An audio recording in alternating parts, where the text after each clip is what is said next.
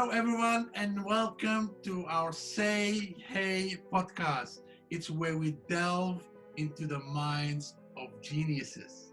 And today we have a special genius with us, all the way from Silicon Valley, California, United States of America. My name is Hassan Yunus. And my name is Sarifa Alonto Eunice. And our special guest today is a distinguished executive leader in technology and business intelligence. She has had a 20-year technical career in Silicon Valley. She is the CEO of Jeannice Samani Group, LLC. She's the founder of Fifth Wave, a STEM education initiative. She is a partner of nextogen.com and global keynote speaker. She holds a PhD in business administration, a master's degree in civil engineering, and an MBA from Golden Gate University. She has led cross-functional teams, transformed businesses, managed and strategized inclusion initiatives to drive change for women in technology. She has lectured at Carnegie Mellon University and Santa Clara University. She was featured in multiple global media publications. It is with great pleasure that we introduce to you our special guest, Dr. Jeannice Samani. Thank you so much, Hassan and Sarifa, for having me today. You know, Jeannice, just listening to you and to your journey in terms of your educational career. What I picked out from your talk is that, and it makes sense, really great sense to me, is that without curiosity, you don't learn, right? So curiosity is the key to attaining an education or to attaining knowledge and skills. But if we don't have that curiosity, like you said, we will not pursue any education, right? That's true. Exactly. I really believe that. I think it's, if we were able to put children in a sandbox and give them the simplest of toys, as we do, right? We give them a shovel or a bucket, right? And so they're thinking, what do I do with this? Yes. Why did my mother or father, my parents gave me this bucket and this shovel? What are these things, first of all? And then what am I supposed to do with it? But they figure it out. It provokes me to figure curiosity. And what you just proved to us now is that curiosity stays with us for the rest of our lives. Yeah. We have that from childhood, from birth, until I guess the day we die. We're always curious. What does it do? What does it say? How does it work? Why does it work? Why should I do it? Why should I not do it? All of these things is that part of the curiosity that allows us to learn more and seek more education, etc., etc. So exactly. I find that very fascinating. You know, I give you example of one of my experiences also talking about curiosity. When I was little, my brother, I always follow my brother, my older brother. And then because I was curious, I always ask questions. When we go out, I want to explore, I want to ask questions. And then he gets so irritated, and he used to tell me, "You're not coming with me anymore because you ask too much question." So one day he was going, because we live in Marawi, and then he was going to Cotabato, where my other brother used to live. And I asked him, "Can I come?" And said, no, because you ask too much question. So I'm gonna tell you, I will not take you when you ask too much question. And then I was insisting that I want to come with him. And he said, okay, with one condition, you don't ask question because you have too much question. And then I followed him, and I was so fascinated with the buildings, with the around the city. And I was looking, and I have so many questions in my head. I could not ask because in my head, if I ask and break that condition, I will never come with him again. And I didn't know what that. So I was so curious. So I was walking very slow because I was trying to explore and answering those questions I had in my mind. I had a self-talk and looking at them and questioning myself and answering it also inside me. And then as we were walking, I was walking very slow, and he gets so upset with me. Why are you too slow?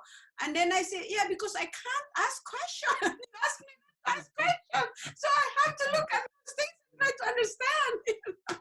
So I think most of the people, the children, it is very important that we don't shut our children when they ask questions, because that's where they develop their curiosity and explore things that they don't understand with their very little young mind. That's how we give them and educate them, because through curiosity we are educating them. And why so many people, they don't have that confidence? Because looking at my experience that I was being shot,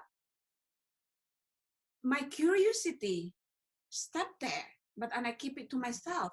Where if I was given the chance, and in my head I was thinking to be curious is bad because people don't want to take you when you're curious. Yes, yes. And I think also I mean, if we look at all the other geniuses in our history, like Einstein, Isaac Yes. Newton, Stephen Hawking, and all the other geniuses and scientists and physicists that ever lived, I think the things that led them to the discoveries is they're curious. Curious, yes. You know, what's this theory of relativity? What does it mean? And then, like, he comes up with something.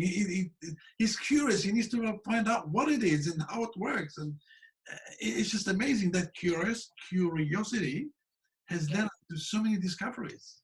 And applications. And Yes, applications. Because that curiosity, I mean, I ask questions like it's ridiculous. So in my mind, and how I continue to learn is by asking these questions of how I could actually apply data. That was something that was a very burning question for me in business way back in graduate school. I won't tell you how many decades that was. So because I was trying to figure out exactly, I knew that business, I knew that economic development, transportation systems, which was what I was studying, would not flourish if you didn't have certain mechanisms in place. So how are we to prove that these processes or development needs to happen? So people were saying, oh, it's from the gut, you have to predict, it's all these predictive figures. We can give antidotes to these predictive figures, or we can come up with ideas based upon pontificated or predicted estimates and all of this. And I thought there has to be a better way. There absolutely has to be a better way. So I really began to think about how business development, how system development, how you could actually build airports and roads and highways, and equating the use of automobiles on highways and knowing where the highway would stop and begin, and roads would actually be developed and cities would actually be planned based around data, right? Based around figures. So when I started my doctoral studies at Berkeley, I actually I called this, the regional development, he's the regional director, of the metropolitan area within the greater Detroit area. Because I was very, won't go into details, but that whole area is very, very fascinating with the development of the automotive industry and the exurgence of the automotive industry and the impact that it had on the entire economy, the nation's economy. So I was curious about that. So in doing that and studying it, I got in touch with the actual director that would have some figures that I could actually base my predictions on. But the point of getting those figures was based upon my curiosity and knowing that you can use that curiosity and build out an entire theory behind your curiosity. So I'm in complete agreement with you. Just continue to grow and build and question various aspects. Continue to have questions, and sometimes, and then seek out other people that could potentially answer those questions or give you pieces of the answers so you can continue to grow and think and put things together. And it can be informal or formal education, and any learning is education. So if we were to define what education is, it's any learning whatsoever. And I think that that helps build our confidence and our skill set and do anything we want to do in life.